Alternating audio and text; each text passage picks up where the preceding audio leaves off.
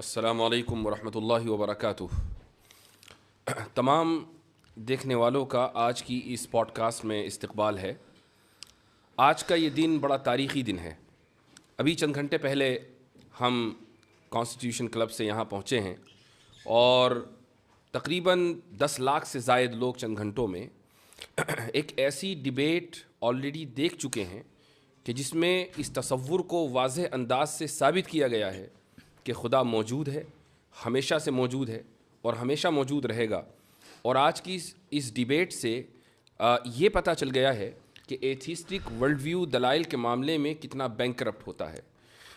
مفتی شمائل احمد عبداللہ ندوی اور اسی طریقے سے مشہور ملحد اور لیریسسٹ جاوید اختر کے درمیان یہ جو ڈیبیٹ ہوئی ہے، اس کا لوگوں کو شدت سے انتظار تھا اور بہت بڑی تعداد میں لوگ ڈس اپوائنٹ اس معنی کر ہوئے ہیں کہ میں خود یہ سمجھ رہا تھا کہ شاید کچھ مضبوط دلائل ایتھیسٹس کی طرف سے آئیں گے اور ملاحدہ شاید کوئی نئی دلیل پیش کر پائیں گے۔ ہم اس میدان میں ایک عرصے سے کام کر رہے ہیں اور میں ہمیشہ یہ دعوے کے ساتھ کہتا آ رہا ہوں کہ الحاد بغیر کسی دلیل کے ایک بے بنیاد عمارت کے اوپر کھڑا ہوا ہے، اور الحمدللہ یہ بات پھر ثابت ہوئی۔ اسی طریقے سے ایک اور بات جو میں اکثر و بیشتر کہتا ہوں اور شاید لوگوں نے یہ بات کہتے ہوئے مجھے سنا ہوگا کہ تقریباً 70 to 80% کیسز میں الحاد کی وجہ مینٹل ٹراما ہوتی ہے، اور شاید یہی وجہ جاوید اختر صاحب کے تعلق سے بھی کہی جا سکتی ہے، اور اس کی ایک وجہ ہے۔ یہ کوئی انہوں نے ڈھکی چھپی بات نہیں کہی ہے، اس لیے اس کو ریویل کرنے میں کوئی حرج محسوس نہیں کرتا ہوں۔ ڈیبیٹ سے پہلے جب ہماری جاوید صاحب سے ملاقات ہوئی تو انہوں نے ہم سے یہ کہا کہ بھائی مجھے آپ اس بات پہ قائل کر دیں کہ 8 سال کی عمر سے لے کر آگے تک جو میں نے مختلف مصیبتیں جھیلی ہیں تو کیا خدا مجھے ریکمپنسیٹ کرے گا یا نہیں کرے گا۔ اس سے یہ اندازہ ہوتا ہے کہ جو بچپن میں مینٹل ٹراما کا وہ شکار ہو گئے تھے تو یہی وجہ ہے کہ وہ اس کو جسٹیفائی نہیں کر پائے اور خدا کا انکار کر بیٹھے۔ ڈیبیٹ کون جیتا کون ہارا یہ ایک الگ موضوع ہے، لیکن میں سمجھتا ہوں کہ تمام کے تمام لوگ اس بات کے اوپر متفق ہوں گے کہ ایسے تمام لوگ ہماری دعاؤں کے مستحق ہیں۔ میں دعا کرتا ہوں کہ خدا تعالیٰ جاوید صاحب کو ہدایت دے، وہ اس دنیا سے ایمان کا کلمہ پڑھ کر جائیں اور خود دوسروں کے لیے بھی وہ ہدایت کا سبب بنے۔ جہاں تک آج کی ڈیبیٹ کا تعلق ہے تو مفتی شمائل احمد عبداللہ ماشاءاللہ آج کے دن کے ہیرو ہیں، تو سب سے پہلے تو میں آپ کو مبارکباد دیتا ہوں کہ اللہ تعالیٰ نے آپ کو یہ توفیق دی ہے کہ آپ یہ وحدانیت کا اور خدا کے وجود کا مقدمہ دنیا کے سامنے پیش کریں۔ تو ایک بار پھر مبارکباد، اور اب آپ کچھ اپنے کلمات کا اضافہ کیجیے۔ جزاکم اللہ خیراً، اللہ تعالیٰ آپ کو جزائے خیر عطا فرمائے۔ میں آپ کا بھی شکریہ ادا کرتا ہوں، اور اس کے علاوہ ہمارے جتنے مسلمان ہیں بھائی بہن جنہوں نے ہمارے لیے دعائیں کی ہیں اور بڑا اہتمام کیا تھا اس ڈیبیٹ کے پہلے، تو بس اللہ کے فضل کے بعد آپ حضرات کی محنتوں اور توجہ اور دعاؤں کا ہی نتیجہ ہے کہ جو کچھ میں کہہ سکا۔ یہ بات آپ نے بالکل صحیح کہی کہ ہم نے ایکسپیکٹ نہیں کیا تھا کہ جناب جاوید اختر صاحب وہی باتیں کریں گے جو اکثر کرتے آئیں، بلکہ ہم نے یہ سوچا تھا کہ شاید کوئی اکیڈمک انداز میں ڈسکشن ہوگی، اور میں نے تو یہ ارادہ کیا ہوا تھا کہ کئی سارے آرگیومنٹس میں وہاں پہ پیش کروں گا، صرف آرگیومنٹ آف کنٹینجنسی نہیں، لیکن انہیں کنٹینجنسی ہی سمجھ میں نہیں آ رہی تھی تو اسے سمجھانے میں ہی جو ہے 2 گھنٹے گزر گئے۔ تو الحمدللہ بہرحال جو ہوا اللہ کا فضل رہا، اور اللہ کا فضل ہے کہ حق بات سامنے واضح آ گئی، اور اللہ سے دعا گو ہوں کہ اللہ انہیں بھی ہدایت دے۔ ماشاءاللہ اس ڈیبیٹ سے کئی ساری ایسی چیزیں ہیں یا نتائج ہیں کہ جن کو بڑا خوش آئند کہا جا سکتا ہے۔ مثلا ایک بات تو یہی کہ بڑے مضبوط انداز سے الحاد کے خلاف یہ مقدمہ قائم ہوا ہے۔ دوسرا جو اس کا بڑا پازیٹیو نتیجہ نکلا ہے وہ یہ کہ شاید ابھی تک لوگ یہ سمجھتے آ رہے تھے کہ یہ جو ٹی وی ڈیبیٹ کے اوپر پیڈ مولانا سو کالڈ مولانا جاتے ہیں جن کا کام سوائے چیخنے چلانے کی کچھ نہیں ہوتا، اور ان کو ٹی آر پی اس لیے چونکہ چینلوں کو ٹی آر پی چاہیے تو کچھ 5,000 کا تھیلا ان کو پکڑا دیا جاتا ہے کہ تم چیخو بندروں کی طرح۔ تو یہ جو پرسیپشن ہے یہ ختم ہوا ہے، اور اس کو بہت پہلے ختم ہونا تھا، لیکن اس ڈیبیٹ نے تو ماشاءاللہ وہ کام کیا ہے کہ اس کا اندازہ لگانا مشکل ہے۔ جی بالکل صحیح فرمایا آپ نے۔ بالخصوص ہمارے جو اس وقت ملک کے حالات ہیں، ان حالات میں اس طرح 2 الگ الگ ورلڈ ویو کے لوگوں کا بیٹھ کر رسپیکٹفل انداز میں، اکیڈمک انداز میں ایک دوسرے کے ساتھ گفتگو کرنے کی کوشش کرنا، یہ میں سمجھتا ہوں یہ خود میں ایک مائل سٹون ہے، اور اس کے ذریعے سے انشاءاللہ آگے بھی راستے ہموار ہوں گے کہ ہم اگر ڈیفرنٹ ورلڈ ویو سے تعلق رکھنے والے ہیں تو وائلنس کی ضرورت نہیں ہے, بلکہ ساتھ میں بیٹھ جائیں, چائے پی لیں اور ساتھ میں ایک دوسرے کے ساتھ ڈسکس کر لیں. آپ کو سمجھ میں آئے تو قبول کریں, نہ سمجھ میں آئے تو نہ قبول کریں. یہ بہت اچھی ابتدا ہوئی ہے. ایک جرنلسٹ نے ڈیبیٹ کے بعد مجھ سے آ کر یہ پوچھا کہ یہ جو ڈیبیٹ ہوئی ہے اس کا آپ کیا فائدہ دیکھتے ہیں؟ تو میں نے اس سے یہ کہا کہ کم سے کم انڈیا میں یہ پیغام بڑی مضبوطی کے ساتھ گیا ہے کہ اکیڈمک ماحول میں ان سینسٹیو موضوعات کے اوپر گفتگو ہو سکتی ہے. تو اس نے بڑی شاکنگ بات کہی مجھ سے. اس نے کہا انڈیا کا کیا مطلب, ساری دنیا میں ایسا ہی ہے, ڈیبیٹ ان موضوعات پر ہوتی نہیں ہے. میں نے کہا نہیں, آپ غلط ہیں. یورپ میں, امریکہ میں, دنیا کے اکثر ممالک میں ان موضوعات کے اوپر ڈیبیٹس ہوتی ہیں, بڑے ہی اکیڈمک ماحول میں گفتگو ہوتی ہے, دونوں طرف سے دلائل آتے ہیں, اور الحمدللہ ہم حق کا جو مقدمہ ہے وہ بڑے واضح انداز سے پیش کرتے ہیں. ایک جرنلسٹ نے مجھ سے بھی کچھ اسی طرح کا سوال پوچھا تھا. اس نے کہا کہ باقی چیزوں کو چھوڑ کر ڈز گاڈ ایگزسٹ پر ہی کیوں بات ہوئی؟ تو ہم نے کہا کہ بھائی ہمارے نزدیک گاڈ کا ایگزسٹنس جو ہے وہ در حقیقت سب سے بڑا مسئلہ ہے, اور گاڈ پر ایمان لانا یہ سب سے بڑا مسئلہ ہے. چونکہ باقی ساری چیزیں سیکنڈری درجے کی چیز ہے. ہمارے لیے, ہم اس دنیا میں آئے ہیں, ہماری زندگی کا پرپس جو ہے وہ اللہ کو راضی کرنا ہے, اللہ کی اطاعت کرنا ہے. تو یہ سوال دراصل اس بنیاد پر مبنی ہے کہ آپ اس چیز کو ایک سیکنڈری اور پرائیویٹ چیز سمجھ رہے ہیں, اور سمجھ رہے ہیں کہ اس کی کوئی خاص اہمیت نہیں ہے, آپ کو صرف مادی اور مٹیریلسٹک جو ہے ترقی کرنی ہے. یہی ورلڈ ویو دراصل جو ہے مغربی دنیا نے دیا ہے کہ کس طریقے سے لوگوں کو مٹیریلزم میں مبتلا کر دیا جائے.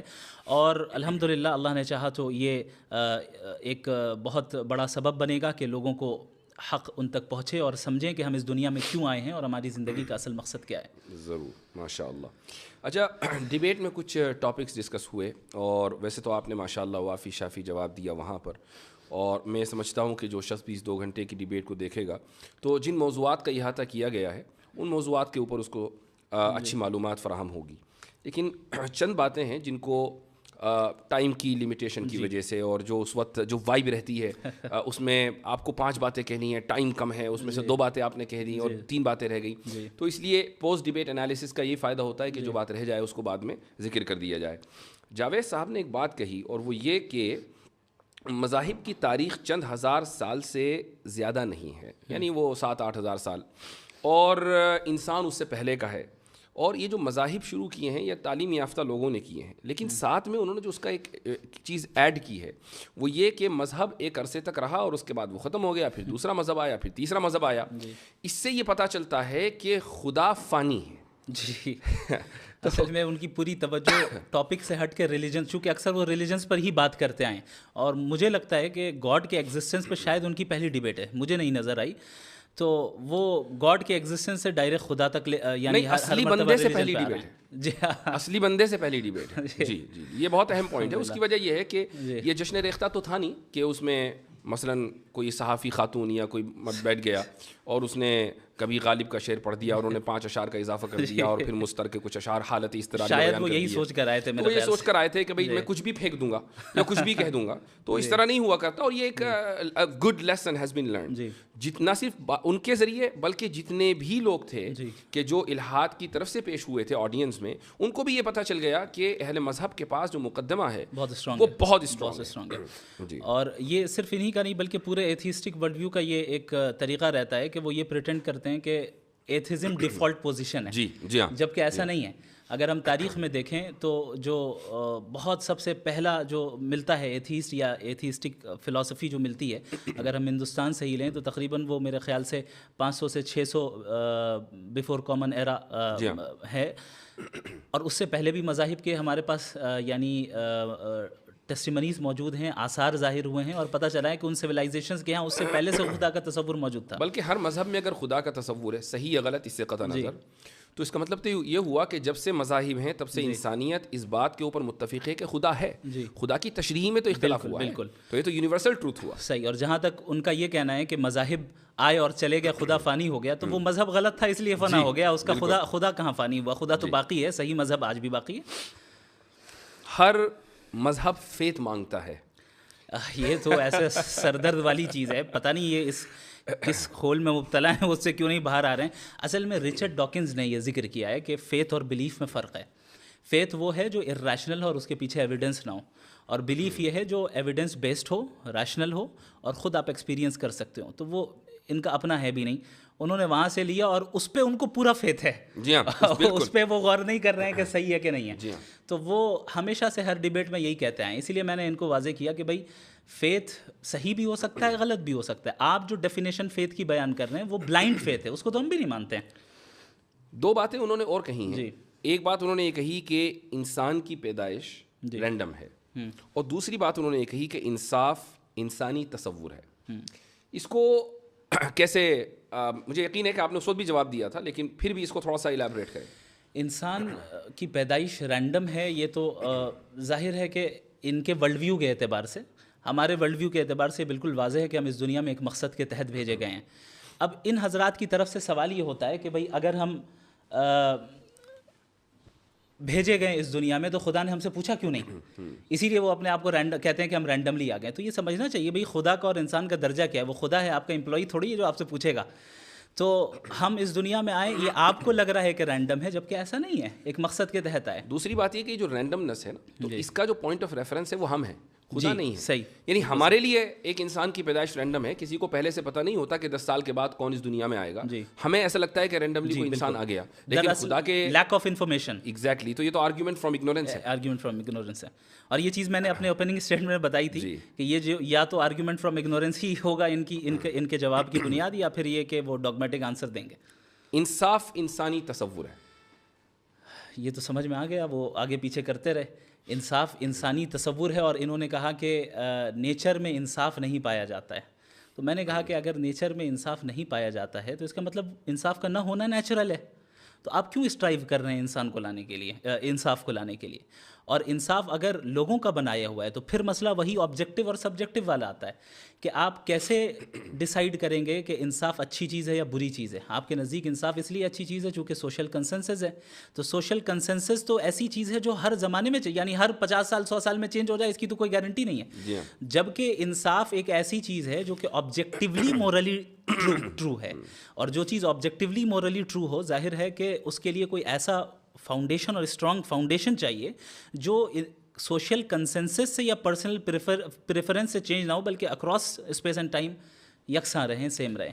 انصاف نیچر میں موجود نہیں ہے اور انسانی تصور ہے. یہ دراصل خدا کے وجود کی دلیل ہے. وہ اس طریقے سے کہ اگر انصاف across the natural world exist کرتا, جانوروں میں ہوتا, شیر پرندوں میں ہوتا اور پتھروں میں ہوتا, تو آپ یہ کہہ سکتے تھے کہ بھئی دنیا, انسان اس دنیا کا حصہ ہے تو اس میں بھی ہے, لیکن کہیں نہیں ہے, انسان میں ہے, اور انسان ہی مکلف ہے. تو اس سے یہ ثابت ہوا نا کہ یہ بائی ڈیزائن ہے, بائی ایولیوشن نہیں ہے. صحیح. تو یہ ایک بہت مضبوط دلیل ہے جو وہ ہمیں ہمارے ہاتھ میں پکڑا رہے ہیں کہ یہ دلیل آپ میرے خلاف دے دیں. اچھا, ایک اور جو مسکنسیپشن ہے ایتھیسٹ کا, میرے خیال سے اس کو کلیئر کرنا بہت ضروری ہے, اور وہ یہ ہے, اور مجھے اس کا اندازہ ہے کہ اس وقت اس کو کلیئر نہیں کیا جا سکتا تھا چونکہ ہماری جو ڈیبیٹ ہے وہ ایگزسٹنس آف گاڈ پر ہے یا تھی, وہ مذہب کے اوپر نہیں تھی. اور یہ جو مسکنسیپشن ہے وہ یہ ہے کہ اہل مذاہب کے یہاں سوال کو ڈسکریج کیا جاتا ہے, کہا جاتا ہے کہ سوال مت کرو, اور جو لوگ سوال کرتے ہیں وہ ترقی کر کے کہاں تک پہنچ گئے, اور جن لوگوں نے سوال کو ڈسکریج کیا وہ آج کہاں پڑے ہوئے ہیں. تو یہ جو مسکنسیپشن ہے اس کو ذرا کلیئر کیجیے. میں نے وہاں پر یہ بات کہی تھی کہ مذاہب, اور ظاہر ہے بالخصوص اسلام, سوال کرنے سے ڈسکریج نہیں کرتا ہے, ہاں بیجا سوال کرنے سے ڈسکریج کرتا ہے.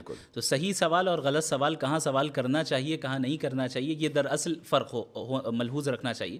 اب ایک انسان اللہ سے بیجا سوالات کریں جیسے کہ وہ کرتے آئے ہیں, ولیعاذ باللہ ان کے الفاظ ہیں کہ اگر وہ ہے تو پھر اس کی کیا مجال ہوگی, میں پوچھوں گا اور یہ کروں گا, تو ظاہر ہے یہ بیجا چیزیں ہیں. تو یہاں پر آپ کو سوال کرنے کی اجازت نہیں ہوگی, چونکہ جب آپ نے گاڈ کے ایگزسٹنس کو تسلیم کر لیا تو آپ نے اس کی اتھارٹی کو مان لیا ہے. اب جس کی اتھارٹی کو آپ نے تسلیم کر لیا ہے تو اب اس سے سوال نہیں ہوگا. ہاں, لیکن اس اتھارٹی کو تسلیم کرنے کی تلاش میں جب تک آپ اس راستے میں ہیں, ظاہر ہے سوال کرنا, اسی لیے قرآن کہتا ہے فَاسْأَلُوا أَهْلَ الذِّكْرِ إِن كُنتُمْ لَا تَعْلَمُونَ, کہ تم علماء سے سوال کرو, اہل علم سے سوال کرو, جاننے والوں سے سوال کرو اگر تمہارے پاس علم نہیں ہے. تو یہ بھی دراصل ایک ڈاگمیٹک آرگیومنٹ ہے جو ایتھیسٹک دنیا کی طرف سے اٹھایا جاتا ہے کہ مذہب تو سپریس کرتے ہیں. اچھا, ایسا ہو سکتا ہے کہ ماضی میں بہت سے مذاہب ایسے گزرے ہوں اور ابھی بھی ایسے مذاہب ہوں جو ان چیزوں کو ڈسکریج کرتے ہوں, لیکن اگر ظاہر ہے اگر وہ کرتے ہیں تو ہم تو اسے سپورٹ نہیں کرتے. ہم تو جو اس مذہب کے قائل ہیں جو صحیح مذہب ہے. جو میں نے ابھی کہا کہ اس وقت اس سوال کا جواب اس طریقے سے دینا ممکن نہیں تھا چونکہ ڈیبیٹ ریلیجن پر نہیں ہے, ورنہ قرآن کریم نے واضح طور سے کہہ دیا ہے کہ لا تسألوا عن اشیاء ان تبد لکم تسؤکم. یہ ان تبد لکم تسؤکم کا جو اضافہ ہے وہ خود بتا رہا ہے کہ مطلق سوال سے منع نہیں کیا جا رہا ہے, بلکہ ایسے بیجا سوالات سے منع کیا جا رہا ہے جو نقصان دہ ہیں, وہ خود آپ کے لیے نقصان دہ ہیں.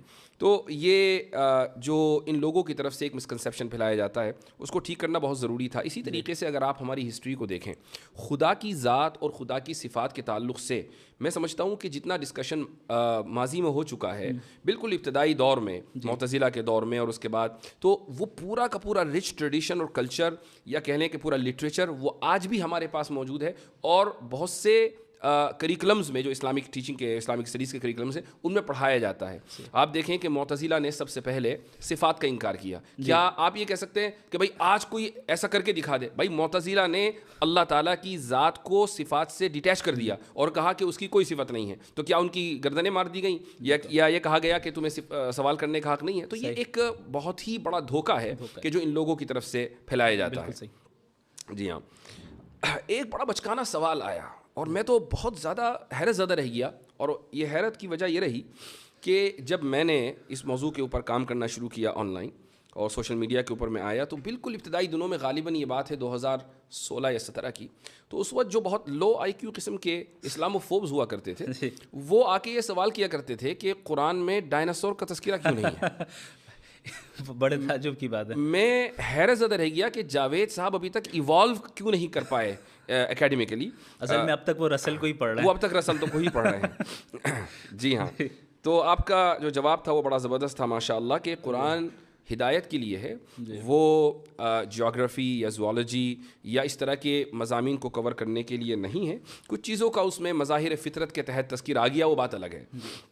اچھا, اب آ جاتے ہیں ہم اس عظیم الشان لفظ کی طرف کہ جس کو ہمارے جاوید صاحب آخر تک سمجھ نہیں پائے.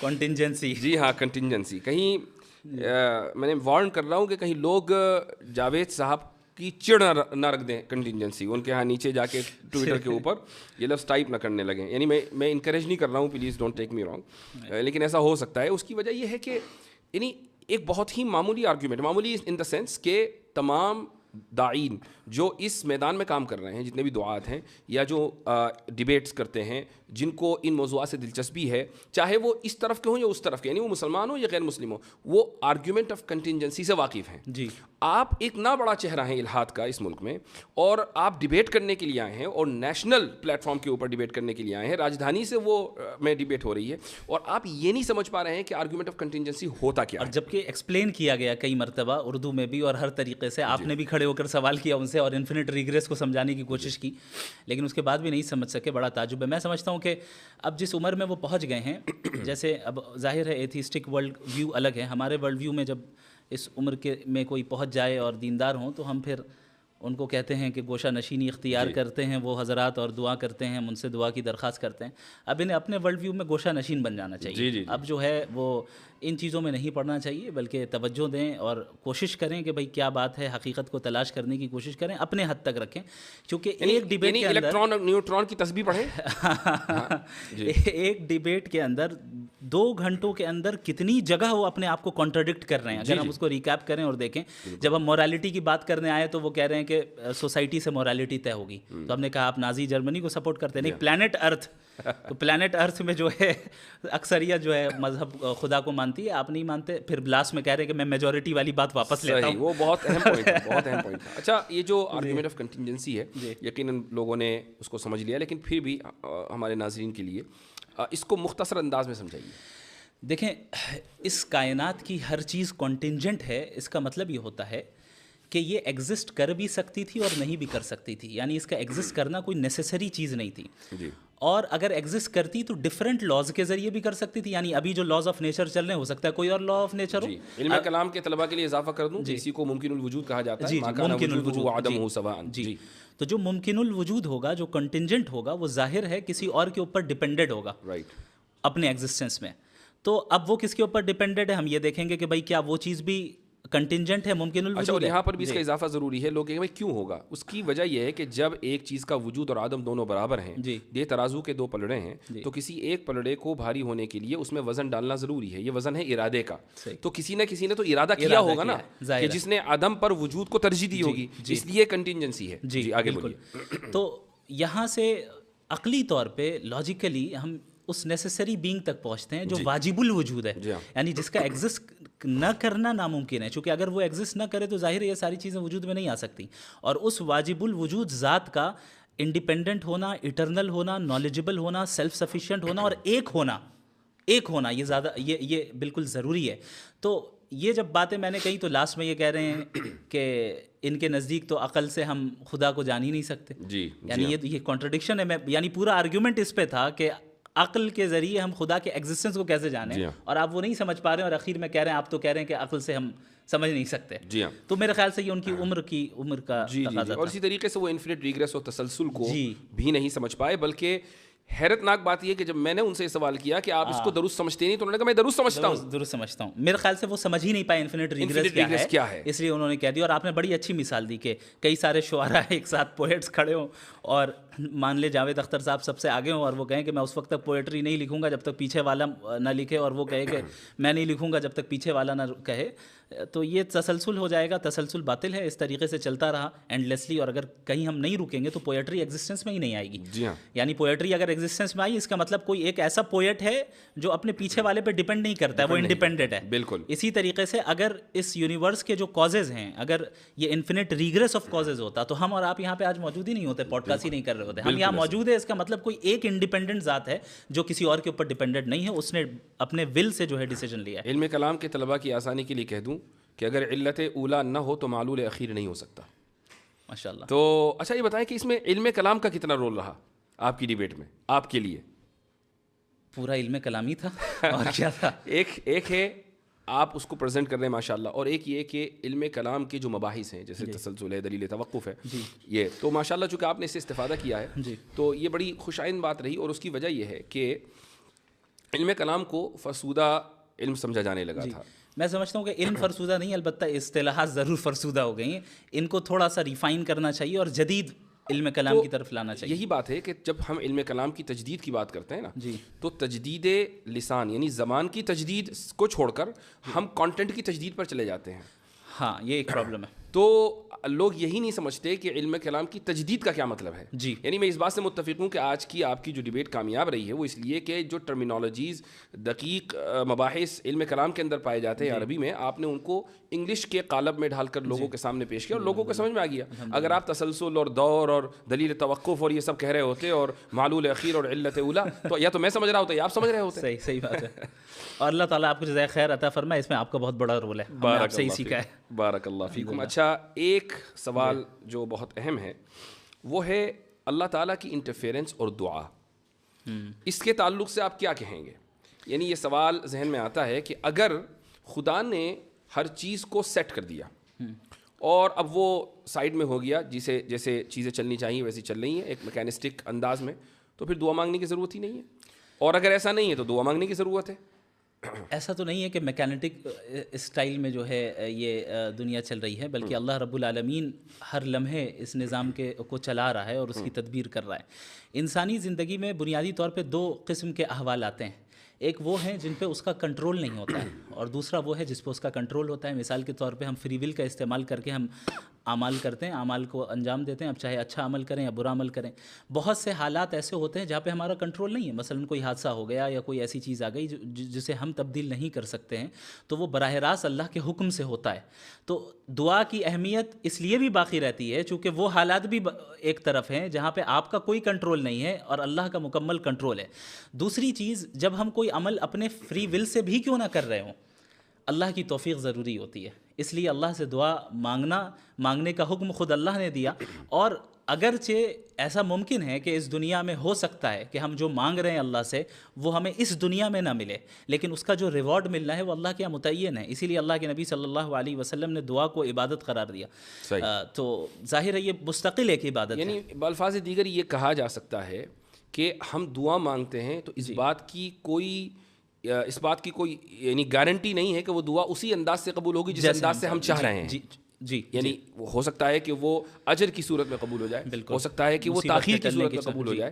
ایک بات. دوسری بات یہ بھی ہے کہ ہمیں کیا معلوم کہ دعا کس انداز سے قبول ہوگی. یعنی ہمارا کام تو دعا مانگنا ہے, وہ آل وائز ہے, ہم آل وائز نہیں ہیں. جی. تیسری بات یہ ہے کہ ایک بات شرح عقائد میں لکھی ہوئی ہے, میں تمام لوگوں کے ساتھ اس کو شیئر کرنا چاہوں گا. یہ مبحث وہاں آیا ہے اور اس میں تفتازانی یہ فرماتے ہیں کہ وہ ایک حدیث ہے جس کے تحت یہ کلام ہے کہ لا يرد القدر الا الدعاء, کہ تقدیر کو صرف دعا بدلتی ہے. اب یہاں سوال یہ ہوتا ہے کہ کیا دعا سے واقعی تقدیر بدل جاتی ہے؟ تو اس کا جواب انہوں نے یہ دیا ہے کہ مثلا ایک انسان ہے اور اس نے دعا, اللہ تعالیٰ کے علم میں یہ بات ہے کہ یہ دعا مانگے گا اور دعا مانگ کر فلاں کام ہوگا. یہ دعا بھی چونکہ عبادت ہے, تو اگر یہ دعا مانگے گا نیکی کی تو اس کی عمر 60 سال ہوگی, اور دعا نہیں مانگے گا تو اس کی عمر 40 سال ہوگی. لیکن چونکہ اللہ کے علم میں ہے کہ دعا مانگے گا تو ہر حال میں دعا مانگتا ہے, تو دعا نہ مانگنے کے لیے جو ایلیجبل عمر ہے دعا نہ مانگنے کی صورت میں وہ 40 سال ہے, اور مانگنے کی صورت میں جو ایلیجبل عمر ہے وہ 60 سال ہے. اور یہ دونوں چیزیں اللہ تعالیٰ کے علم میں ہیں. تو وہ یہ ساری چیزیں, یعنی اس سے جو میں نے اضافہ کیا ہے بتانے کا مقصد یہ ہے کہ یہ جو مباحث آج کانسٹیٹیوشن کلب میں ڈسکس ہو رہے تھے, یہ تو تفتازانی نے 1000 سال پہلے لکھ دی ہے نا. بات یہ ہے کہ ہمارے جو طلباء ہیں, اساتذہ ہیں, میں ان کی طرف ان کی توجہ اکثر و بیشتر اس طرف مبذول کراتا ہوں کہ آپ کے پاس ایک مضبوط علمی روایت ہے, اس مضبوط علمی روایت کو صرف پیش کرنے کا سلیقہ چاہیے, اس کے علاوہ اور کچھ نہیں. ایک اور لاسٹ پوائنٹ میں ذکر کروں گا اور اس کے بعد انشاءاللہ اپنی گفتگو کا اختتام کرتے ہیں. ملحدوں سے ایک سوال ضرور کیا جانا چاہیے کہ بھائی یہ کیا وجہ ہے کہ انسان ہی کے اندر اتنا شعور آیا ہے کہ وہ if then یعنی if A then B کا سوال کرتا ہے. یہ سوال گھوڑا, گدھا, بکرا یہ سب کیوں نہیں کرتے؟ جبکہ ڈاروین ایوولوشن کے قائل ہیں, ڈاروین ایوولوشن کے قائل ہیں, سب کا ایوولوشن ہوا ہے. تو کہیں گے نہیں, اصل میں وہ انسان کے اندر جو نیورونز ہیں, نیورو سیلز ہیں, وہ زیادہ ہیں. تو اگر یہ دیکھا جائے تو بھئی ہاتھی کے اندر زیادہ ہیں. وہ کہیں گے نہیں, اصل میں فرنٹل لوب میں جو نیورو سیلز ہیں نا وہ زیادہ ہیں. تو ٹھیک ہے, یہ آپ نے کیسے کا جواب دیا نا, آپ نے کہا اس لیے شعور ہے کہ اس کے فرنٹل لوب میں نیورو سیل زیادہ ہیں. میں پوچھتا ہوں کہ کیوں زیادہ ہیں؟ کیوں کا جواب سائنس کبھی نہیں دے سکتی, وہ میکینزم کو ہی بتاتی ہے. جی ہاں. تو چلیں مفتی صاحب, بہت اچھا لگا. ایک چیز اور ہے جس کا ذکر میں کروں گا جو نظر آیا کہ, اور صرف انہی کے ساتھ نہیں, اور بھی جو دیگر ایتھیسٹ ہیں, وہ یہ ہے کہ جب ان کے پاس کوئی لاجیکل آرگیومنٹ نہیں ہوتا ہے فوراً ایموشنل آرگیومنٹ پہ آ جاتے ہیں. آپ نے دیکھا کہ کیسے غزہ کے مسئلے کو انہوں نے پوائنٹ ذکر کرنا بہت ضروری تھا. جی ہاں. تو پوری ڈیبیٹ میں ان کے پاس کوئی جواب نہیں رہا. اب وہ ایموشنلی جو ہے لوگوں کو ٹریگر کرنے کی کوشش کرنے لگے کہ بھئی غزہ میں اتنا قتل ہو رہا ہے اور یہ ہو رہا ہے اور وہ ہو رہا ہے. میں نے ان سے یہ سوال کیا کہ بھئی اگر بالفرض مان لیں کہ اس یعنی خدا نہیں ہے, تو آپ بتائیے کہ پھر اس کے ظلم کا اور ان کی سفرنگ کا کیا ہوگا, اور آپ کیسے ایول کو ڈیفائن کرتے ہیں؟ اب وہاں جا کے ان کے پاس کوئی ڈھنگ کا جواب نہیں رہا, چونکہ آبجیکٹیولی ایول کا موجود ہونا بھی در حقیقت خدا کے ہونے کی دلیل ہے. باقی ہمارے ورلڈ ویو کے اعتبار سے ہم اس دنیا میں ٹیسٹ کے لیے آئے ہیں, ہمارا امتحان ہو رہا ہے, ہماری آزمائش ہو رہی ہے. کیا صحابہ کرام نے قربانیاں نہیں دیں؟ جس طرح آج غزہ کے مسلمان قربانی دے رہے ہیں, صحابہ نے بھی دی, اور تاریخ اسلامی میں سب نے دی. اور الحمدللہ ابھی بھی جو غزہ میں شہید ہو رہے ہیں وہ دین سے دور نہیں ہو رہے اور دین سے قریب ہوتے چلے جا رہے ہیں. صحیح بات ہے. جی اچھا, یہ لوگ یہ سمجھ رہے ہیں, بہت سے لوگ یعنی ملحدین میں سے, کہ بھئی آپ نے غزہ کی جو جینوسائیڈ ہے اس کو جسٹیفائی کر دیا. یہ اصل میں ان کا اسے کہتے ہیں اسٹرامین فیلیسی. جی. کہ جہاں where you misrepresent your opponent. جی ہاں, آپ اپنے سامنے والے کو مس ریپرزینٹ کرتے ہیں. بھائی ہم سے زیادہ اور کون امپیتھی رکھے گا غزہ والوں سے؟ آپ تو ایک ملحد ہیں, ایک ہی ایتھیسٹ ہیں, آپ کے پاس تو مورالٹی کی کوئی بنیاد ہی نہیں ہے, آپ تھوڑی رکھیں گے. یعنی ان کا جو پورا آرگیومنٹ ہے غزہ کے تعلق سے وہ اس مفروضے کے اوپر مبنی ہے کہ چونکہ اللہ تعالیٰ قادر مطلق ہے, پوائنٹ اے. پوائنٹ بی, چونکہ آپ دعا مانگ سکتے ہیں. پوائنٹ سی, تو آپ دعا مانگ کے رکوا دیں.